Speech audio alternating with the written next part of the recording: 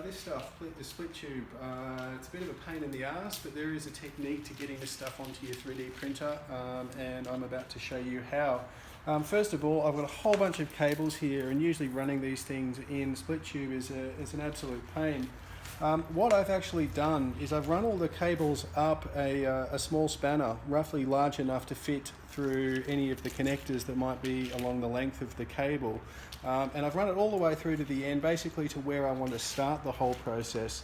So first things first, I just want to make sure that the spanner actually fits inside the split tube. If I make it sideways like that it will actually fit. But anyways, so now that I've got it into position, I need to start the split tube off, and I do this manually. I'll just move this one out of the way. Basically just grab my my cables in a bunch, if you like, and then just run a zip tie around the end like so.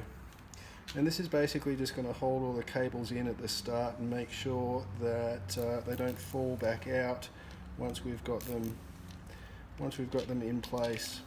So just start it off like so. Make sure that your zip tie is nice and tight so it doesn't come off.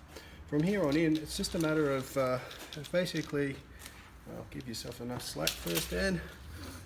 It's just a matter of twisting the spanner into the split tube, and then just holding the wires so that they don't actually pull along with the spanner, and just sort of pushing and pulling as you go.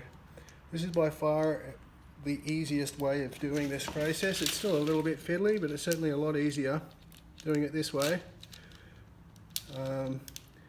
than through any other means.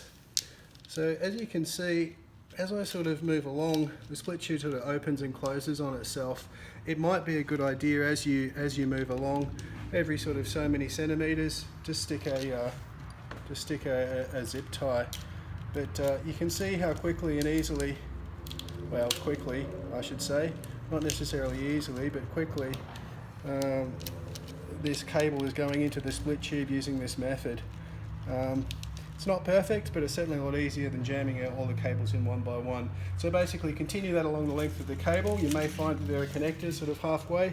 You'll need to push those through. This around the connectors will be a bit of a manual situation where you need to pull each one of the connectors through the spanner one at a time. But yeah, follow that all the way through and then back down to the electronics.